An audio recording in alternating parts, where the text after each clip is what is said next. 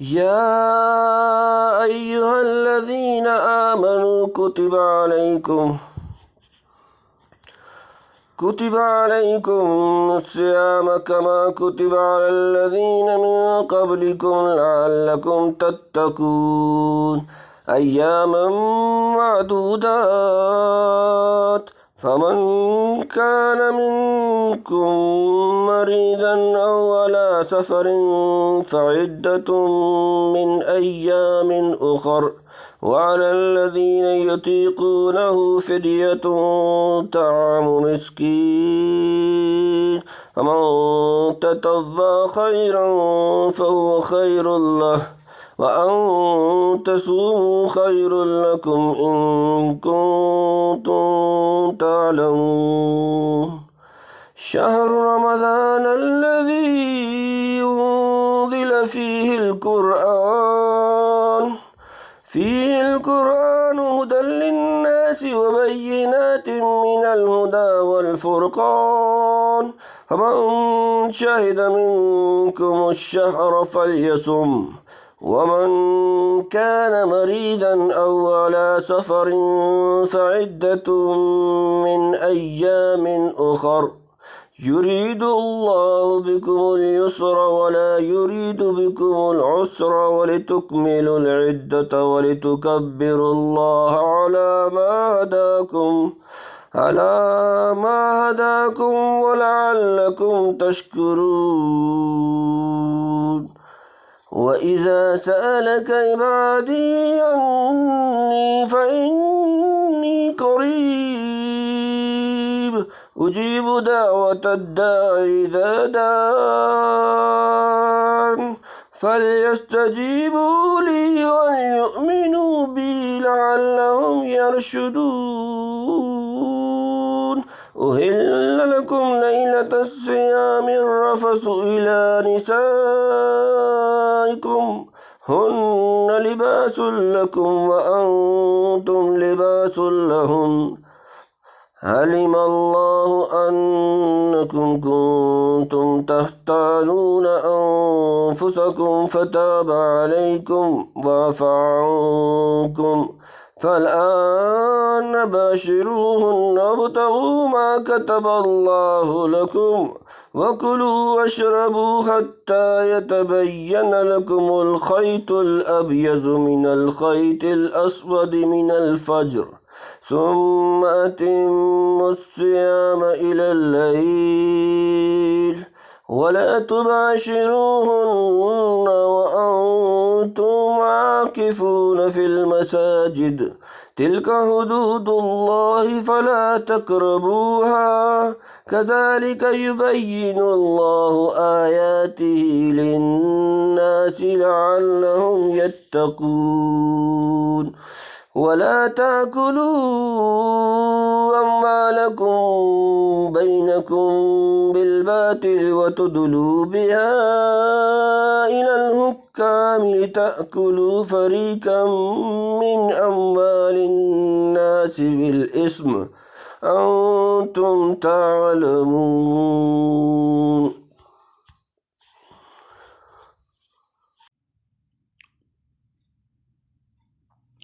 يا أيها الذين آمنوا كتب عليكم الصيام كما كتب على الذين من قبلكم لعلكم تتقون آسان ترجمہ یا ایہا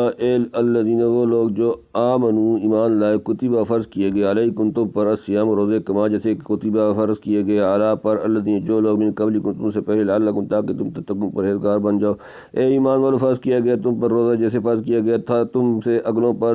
تاکہ تم پرہیزگار ہو جاؤ۔ یہ حکم روزہ کے متعلق ہے جو ارکان اسلام میں داخل ہے اور نفس کے بندوں ہوا ہوا پرستوں کو نہایت ہی شاک ہوتا ہے، اس لیے تاکید و اہتمام کے الفاظ سے بیان کیا گیا اور یہ حکم حضرت آدم علیہ السلام کی زمانہ سے اب تک برابر جاری رہا ہے۔ گویا کہ تعین ایام میں اختلاف ہو اور رسول مذکورہ سابقہ میں جو صبر کا حکم تھا روزہ اس کا ایک بڑا رکن ہے۔ حدیث میں روزہ کو صبر فرمایا ہے یعنی روزہ سے نفس کو اس کی مرغوبات سے روکنے کی عادت پڑے گی تو پھر اس کو ان مرغوبات سے جو شرعاً حرام ہے روک سکو گے، اور روزہ سے نفس کی قوت و شہوت میں ضعف بھی آئے گا۔ اب تم متقی ہو جاؤ گے۔ بڑی حکمت روزہ میں یہی ہے کہ نفس سرکش کی اصلاح ہو اور شریر کے احکام جو نفس کو بھاری معلوم ہوتے ہیں ان کا کرنا سہل ہو جائے اور متقی بن جاؤ۔ جاننا چاہیے کہ یہود و نصارہ پر بھی رمضان کے روزے فرض ہوئے تھے، مگر انہوں نے اپنی خواہشات کے موافق ان میں اپنی رائے سے تغیر و تبدل کیا، تو لعلکم تتقون میں ان پر تاریخ ہے۔ معنی یہ ہوں گے کہ اے مسلمانوں، تم نافرمانی سے بچو، یعنی مثل یہود اور نصارہ کے اس حکم میں خلل نہ ڈالو۔ ایام معدودات فمن کان منکم مریضا او علی سفر فعدۃ من ایام اخر وعلی الذین یطیقونہ فدیۃ طعام مسکین فمن تطوع خیرا فهو خیر له وان تصوموا خیر لکم ان کنتم تعلمون۔ آسان ترجمہ، ایام چند دن معدودات گنتی کے، فمن پس جو کان ہو منکم تم میں سے مریضا بیمار، او یا علی پر سفر فعدۃ گنتی من سے ایام اخر دوسرے بعد کے دن، والا اور پر الذین جو لوگ یطیقونہ طاقت رکھتے ہیں، فدیۃ بدلہ طعام کھانا مسکین مندادار، فمن پس جو تطوع خوشی سے کرے خیرا کوئی نیکی، فهو تو خیر لہو بہتر اس کے لیے، ان اور اگر تصوموا تم روزہ رکھو خیر لکم بہتر تمہارے لیے، ان اگر تم ہو تعلمون جانتے ہو۔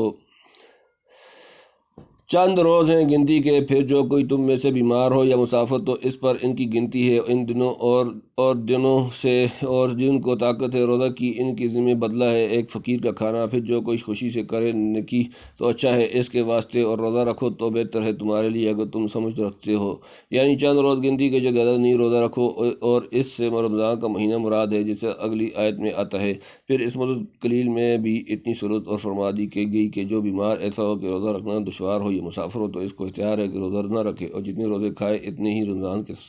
سوا اور دنوں میں روزے رکھ لے، خواہ ایک ساتھ یا متفرق کر کے۔ مطلب یہ ہے کہ جو لوگ روزے رکھتے ہیں مگر ابتدا میں چونکہ روزے کی بالکل عادت نہ تھی، اس لیے ایک ماہ کامل پے در پہ روزے رکھنا ان کو نہایت شاق تھا، تو ان کے لیے یہ سہولت فرما دی گئی تھی کہ اگرچہ تم کو کوئی عذر مثل مرض یا سفر کے پیش نہ ہو، مگر صرف عادت نہ ہونے کی سبب روزہ تم کو دشوار ہو تو اب تم کو اختیار ہے، چاہو روزہ رکھو چاہو روزہ کا بدلہ دو۔ ایک روزے کے بدلے ایک مسکین کو 2 وقت پیٹ بھر کر کھانا کھلانا، کیونکہ جب اس نے ایک دن کھانا دوسرے کو دے دیا تو گویا اپنے نفس کو ایک روز کے کھانے سے روک لیا اور فی الجملہ روزے کی مشابہت ہوگی۔ پھر جب وہ لوگ روزے کی عادی ہو گئے تو یہ اجازت باقی نہ رہی، جس کا بیان اس سے اگلی آیت میں آتا ہے، اور بعض اکابر نے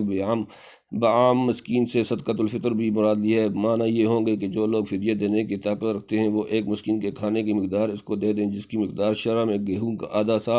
اور جو کا پورا سا ہے، تو اب یہ آیت منسوخ نہ ہوگی۔ اور جو لوگ اب بھی یہ کہتے ہیں کہ جس کا جی چاہے روزہ رمضان میں رکھ لے اور جس کا جی چاہے فدیہ پر قناعت کرے، خاص روزہ ہی ضرور رکھے، یہ حکم نہیں، وہ یا جاہل ہیں یا بے دین۔ یعنی اگر ایک دن کے کھانے سے زیادہ ایک مسکین کو دے دے یا کئی مسکینوں کا پیٹ بھر دے تو سبحان اللہ بہت ہی بہتر ہے۔ یعنی اگر تم کو روزے کی فضیلت اور حکمت اور منافع معلوم ہو تو جان لو کہ روزہ رکھنا فدیہ مذکورہ کے دینے سے بہتر ہے، اور روزہ رکھنے میں کوتاہی نہ کرو۔ شهر رمضان الذي انزل فيه القرآن هدى للناس وبينات من الهدى والفرقان من شهد منكم الشهر فليصم ومن كان مريضا او على سفر فعدة من ايام اخر يريد الله بكم اليسر ولا يريد بكم العسر ولتكملوا العدة ولتكبروا الله على ما هداكم ولعلكم تشكرون۔ آسان ترجمہ، شہر مہینہ رمضان الذی جس انزل نازل کیا گیا فيه اس میں قرآن ہدن ہدایت للناس لوگوں کے لیے، بینات اور روشن دلیلیں، من سے الہدا ہدایت، والفرقان اور فرقان، ہمن پس جو شاہدہ پائے منکم تم سے الشہر مہینہ فلیصمہ چاہیے کہ روزہ رکھے، ومن اور جو کان ہو مریض بیمار، او یا علی پر سفر فعدۃ تو گنتی پوری کرے، من سے ایام اخر بعد کے دن، یرید چاہتا ہے اللہ بکم تمہارے لیے اليسر آسانی والا، یرید اور نہیں چاہتا بکم تمہارے لیے العسر تنگی، ولتکملوا اور تاکہ تم پوری کرو العدۃ گنتی، ولتکبروا اور اگر تم بڑائی کرو اللہ علی پر ما ہداکم جو تمہیں ہدایت دی، ولعلکم اور تاکہ تم تشکرون شکر کرو۔ مہینہ رمضان کا ہے جس میں نازل ہوا قرآن، ہدایت ہے واسطے لوگوں کے اور دلیلیں روشن راہ پانے کی اور حق کو باطل سے جدا کرنے کی۔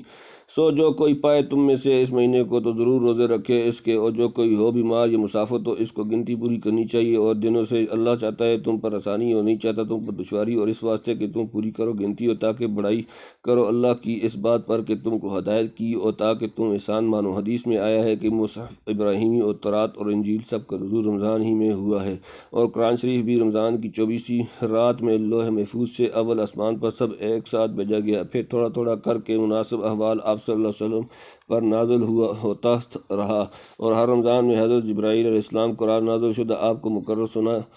سنا جاتے تھے۔ ان سب حالات سے مہینہ رمضان کی فضیلت اور قرآن مجید کے ساتھ اس کی مناسبت خصوصیت خوب ظاہر ہو گئی، اس لیے اس مہینے میں تراویح مقرر ہوئی۔ پس قرآن کی خدمت اسی مہینے میں خوب اہتمام سے کرنی چاہیے کہ اسی واسطے مقرر اور معین ہوا ہے۔ یعنی جب اس ماہ مبارک کے فضائل مخصوصہ عظیمہ تم کو معلوم ہو چکے تو اب جس کسی کو یہ مہینہ ملے اس کو روزہ ضرور رکھنا چاہیے، اور بغیر سہولت ابتدا میں جو فدیے کی اجازت برائے چندے دی گئی تھی وہ موقوف ہو گئی۔ اس حکم عام سے یہ سمجھ میں آتا تھا کہ شاید مریض اور مسافر کو بھی افطار و قضاء کی اجازت باقی نہیں، اور جیسے روزہ کی طاقت رکھنے والوں کو اب افطار کی ممانعت کر دی گئی، ایسے ہی مسافر اور مریض کو بھی ممانعت ہو گئی ہو۔ اس لیے مریض اور مسافر کی نسبت پھر صاف فرما دیا کہ ان کو رمضان میں افطار کرنے اور دنوں میں اس کے قضاء کر دینے کی اجازت اسی طرح باقی ہے جیسے تھی۔ مطلب یہ ہے کہ اللہ تعالیٰ نے جو اول رمضان میں روزے کا حکم فرمایا بوجہ عذر، پھر مریض اور مسافر کو افطار کرنے کی اجازت دی، اور دیگر اوقات میں ان دونوں کے شمار کے برابر روزوں کا قضا کرنا تم پر پھر واجب فرمایا۔ ایک ساتھ انہیں یہ متفرق ہونے کی ضرورت نہیں، تو اس میں اس کا لحاظ کہ تم پر سہولت رہے، دشواری نہ ہو، اور یہ بھی منظور ہے کہ تم اپنے روزوں کی شمار پوری کر لیا کرو، ثواب میں کمی نہ آ جائے، اور یہ بھی مد نظر ہے کہ تم اس طریقے سراسر خیر کی ہدایت پر اپنے اللہ کی بڑائی بیان کرو اور اس کو بزرگی سے یاد کرو، اور یہ بھی مطلوب ہے کہ ان نعمتوں پر تم شکر کرو اور شکر کرنے والوں کی جماعت میں داخل ہو جاؤ۔ سبحان اللہ، روزہ جیسی مفید عبادت ہم پر واجب فرمائی، اور مشقت اور تکلیف کی حالت میں سہولت بھی فرما دی، اور فراغت کے وقت میں اس نقصان کے جبر کا طریقہ بھی بتلا دیا۔ وَإِذَا سَأَلَكَ عِبَادِي عَنِّي فَإِنِّي قَرِيبٌ أُجِيبُ دَعْوَةَ الدَّاعِ إِذَا دَعَانِ فَلْيَسْتَجِيبُوا لِي وَلْيُؤْمِنُوا بِي لَعَلَّهُمْ يَرْشُدُونَ۔ آسان ترجمہ، وَإِذَا، اور جب سَأَلَكَ آپ سے پوچھیں عبادی میرے بندے، عنی میرے متعلق، فَإِنِّي تو میں قریب اجیب میں قبول کرتا ہوں، دعا الداعی پکارنے والا، اذا جب دعانی مجھ سے مانگے، فلیستجیبوا پس چاہیے حکم مانے، لی میرا، ولیؤمنوا اور ایمان لائیں، بھی مجھ پر، لعلہم تاکہ وہ یرشدون وہ ہدایت پائیں۔ اور جب تجھ سے پوچھیں میرے بندے مجھ کو، سو میں تو قریب ہوں، قبول کرتا ہوں دعا مانگنے والے کی دعا کو۔ جب مجھ سے دعا مانگے تو چاہیے کہ وہ حکم مانے میرا اور یقین لائیں مجھ پر، تاکہ نیک راہ پر آئیں۔ شروع میں یہ حکم تھا کہ رمضان میں اول شب میں کھانے پینے عورتوں کے پاس جانے کی اجازت تھی، مگر سو رہنے کے بعد ان چیزوں کی ممانعت تھی۔ بعض لوگوں نے اس کے خلاف کیا اور سونے کے بعد عورتوں سے قربت کی، پھر آپ صلی اللہ علیہ وسلم سے آ کر عرض کیا اور اپنے قصور کے اقرار اور ندامت کا اظہار کیا اور توبہ کی نسبت آپ صلی اللہ علیہ وسلم سے سوال کیا، تو اس پر یہ آیت اتری کہ تمہاری قبول توبہ کی گئی ہے اور احکام خداوندی کی اطاعت کی تاکید فرما دی گئی ہے، حکم سابق منسوخ فرما کر آئندہ کو اجازت دے دی گئی ہے کہ تمام شب رمضان میں صبح صادق سے پہلے کھانا وغیرہ تم کو حلال ہے، جس کا ذکر اس کے بعد کی آیت میں آتا ہے۔ اور آیت سابقہ میں جو بندوں پر سہولت اور عنایت کا ذکر تھا، اس قرب و اجابت اور باہت سے اس کی بھی کوئی خوب تاکید ہو گئی، اور ایک تعلق کی وجہ سے یہ بھی ہے کہ پہلی آیت میں تکبیر اور اللہ کی بڑائی بیان کرنے کا حکم تھا۔ آپ صلی اللہ علیہ وسلم سے بعض نے پوچھا کہ ہمارا رب دور ہے تو ہم اس کو پکاریں یا نزدیک ہے تو آہستہ بات کریں، اس پر یہ آیت اتری، یعنی وہ قریب ہے، ہر ایک بات سنتا ہے، آہستہ ہو یا پکار کر، اور جن موقعوں میں پکار کر تکبیر کہنے کا حکم ہے وہ دوسری وجہ سے ہے، یہ نہیں کہ وہ آہستہ بات کو نہیں سنتا۔ أُحِلَّ لَكُمْ لَيْلَةَ الصِّيَامِ الرَّفَثُ إِلَىٰ نِسَائِكُمْ هُنَّ لِبَاسٌ لَكُمْ وَأَنْتُمْ لِبَاسٌ لَهُنَّ عَلِمَ اللَّهُ أَنَّكُمْ كُنتُمْ تَخْتَانُونَ أَنفُسَكُمْ فَتَابَ عَلَيْكُمْ وَعَفَا عَنْكُمْ فَالْآنَ بَاشِرُوهُنَّ وَابْتَغُوا مَا كَتَبَ اللَّهُ لَكُمْ وَكُلُوا وَاشْرَبُوا حَتَّىٰ يَتَبَيَّنَ لَكُمُ الْخَيْطُ الْأَبْيَضُ مِنَ الْخَيْطِ الْأَسْوَدِ مِنَ الْفَجْرِ ثُمَّ أَتِمُّوا الصِّيَامَ إِلَى اللَّيْلِ وَلَا تُبَاشِرُوهُنَّ وَأَنْتُمْ عَاكِفُونَ فِي المساجد تلك حدود الله فلا تقربوها كذلك يبين الله آياته للناس لعلهم يتقون۔ آسان ترجمہ اہل جائز کر دیا گیا لکم تمہارے لیے لیلۃ رات الصیام روزہ الرفث بے پردہ ہونا الی طرف سے نسائکم اپنی عورتوں سے بے پردہ ہونا ہن وہ لباس لکم تمہارے لیے وانتم اور تم لباس لہن ان کے لیے علیم جان لیا اللہ انکم کہ تم تھے تختانون خیانت کرنے خط انفسکم اپنی تئیں فتاب سو معاف کر دیا علیکم تم کو وفا اور درگزر کر کے کی انکم تم سے فالآن پس اب باشرون ان سے ملو وابتغوا طلب کرو ما کتبہ جو لکھ لیا اللہ لکم تمہارے لیے وکلوا اور کھاؤ واشربوا اور پیو حتیٰ یہاں تک کہ تبین واضح ہو جائے لکم تمہارے لیے الخیط دھاری الابیض سفید من سے الخیط دھاری الاسود سیاہ من سے الفجر ثم پھر اتموا پورا کرو الصیام روزہ الی تک اللیل رات والا اور نہ تباشرون ان سے ملو وانتم جب کہ تم عاکفون اعتکاف کرنے والے فی المساجد مسجدوں میں تلک یہ حدود حدیں اللہ فلا پس نہ تقربوها اس کے قریب جاؤ کذالک اسی طرح یبین واضح کرتا ہے اللہ آیاتی اپنے حکم للناس لوگوں کے لیے لعلہم تاکہ وہ یتقون پرہیزگار ہو جائیں حلال ہوا تم کو روزے کی رات میں بے حجاب ہونا اپنی عورتوں سے وہ پوشاک ہیں تمہارے اور تم پوشاک ہو ان کے اللہ کو معلوم ہے کہ تم خیانت کرتے تھے اپنی جانوں سے سو معاف کیا تم کو اور درگزر کی تم سے پھر ملو اپنی عورتوں سے اور طلب کرو اس کو جو لکھ دیا ہے اللہ نے تمہارے لیے اور کھاؤ اور پیو جب تک کہ صاف نظر آئے تم کو دھاری سفید صبح کی جدا دھاری سیاہ سے پھر پورا کرو روزوں کو رات تک اور نہ ملو عورتوں سے جب تک کہ تم اعتکاف کرو مسجدوں میں یہ حدیں باندھی ہوئی ہیں اللہ کی سو ان کے نزدیک نہ جاؤ اسی طرح بیان فرماتا ہے اللہ اپنی آیتیں لوگوں کے واسطے تاکہ وہ بچتے رہیں ولا تاكلوا اموالكم بينكم بالباطل وتدلوا بها الى الحكام تاكلوا فريقا من اموال الناس بالاثم وانتم تعلمون آسان ترجمہ ولا اور نہ تاکلوا کھاؤ اموالکم اپنے مال بینکم آپس میں بالباطل نہ حق وتدلوا اور نہ پہنچاؤ بہا اس سے الی الحکام حکموں تک تاکلوا تاکہ تم کھاؤ فریقاً کوئی حصہ من سے اموال مال الناس لوگ بالاسم گناہ سے وانتم اور تم ظالمون جانتے ہو اور نہ کھاؤ مال ایک دوسرے کا آپس میں نہ حق اور نہ پہنچاؤ ان کو حکموں تک کہ کھا جاؤ کوئی حصہ لوگوں کے مال میں سے تم کر کے نہ حق تم کو معلوم ہے روزے سے طہارت نفس مقصود تھی اب تطہیر اموال کا ارشاد ہے اور معلوم ہو گیا کہ مال حلال تو صرف روزے میں اس کا کھانا منع ہے اور مال حرام سے روزہ مدت العمر کے لیے ہے اس کے لیے کوئی حد نہیں جیسے چوری یا خیانت یا دغابازی یا رشوت یا زبردستی یا قمار یا بیو ناجائز یا سود وغیرہ ان ذریعوں سے مال کمانا بالکل حرام اور ناجائز ہے نہ پہنچاؤ حکموں تک یعنی کسی کے مال کی خبر نہ دو ظالم حاکموں کو یا اپنا مال طریق رشوت حاکم تک نہ پہنچاؤ کہ حاکم کو موافق بنا کر کسی کا مال کھا لو یا جھوٹی گواہی دے کر یا جھوٹی قسم کھا کر یا جھوٹا دعویٰ کر کے کسی کا مال نہ کھاؤ اور تم کو اپنے ناحق پر ہونے کا علم بھی ہو صدق اللہ العظیم۔ آیت نمبر 187 رکوع نمبر 23 کی بقیہ تشریح ملاحظہ فرمائیں۔ لباس اور پوشاک سے غرض غائط اتصال اطلاعات ہے، یعنی جس طرح بدن سے کپڑے لگے اور ملے ہوتے ہیں اس طرح مرد و عورت آپس میں ملتے ہیں۔ اپنے نفس کے ساتھ خیانت کرنے کا مطلب یہ ہے کہ سونے کے بعد عورتوں کے پاس جا کر بوجہ مخالفت حکم الہی تم اپنے آپ کو گنہگار بناتے ہو جس سے تمہارے نفس مستحق عقاب ہوتے ہیں اور ان کے ثواب میں نقصان پڑتا ہے۔ سو اللہ تعالیٰ نے اپنے فضل سے تم کو معاف فرمایا اور آئندہ کو اجازت فرما دی، یعنی لوح محفوظ میں جو اولاد تمہارے لیے اللہ نے مقدر فرما دی ہے عورتوں کی مباشرت سے وہ مطلوب ہونی چاہیے، میں شاہدرانی مقصود نہ ہو، اور اس میں عدل کی کراہت اور لواطت کی ممانعت کی طرف بھی اشارہ ہے، یعنی جیسے رات بھر میں مجاملت کی اجازت دی گئی اس طرح رمضان کی رات میں تم کو کھانے اور پینے کی بھی اجازت ہے صبح صادق تک، یعنی طلوع صبح صادق سے رات تک روزوں کو پورا کرو۔ اس سے یہ بھی معلوم ہوا کہ کئی روزے متصل رکھنے اس طرح پر کہ رات کو بھی افطار کی نوبت نہ آئے مکروہ ہے، یعنی روزہ میں تو رات کو مباشرت کی اجازت ہے مگر اعتکاف میں رات دن کسی وقت عورت کے پاس جانے کی نہ جائے۔ روزہ اور اعتکاف کے متعلق جو حکم دوبارہ حلت و حرمت مذکور ہوئے یہ قاعدے اللہ کے مقرر فرمائے ہوئے ہیں، ان سے ہرگز باہر نہ ہونا بلکہ ان کے قریب بھی نہ جانا، یا یہ مطلب ہے کہ اپنی رائے یا کسی حجت سے ان میں سارے متفاوت نہ کرنا۔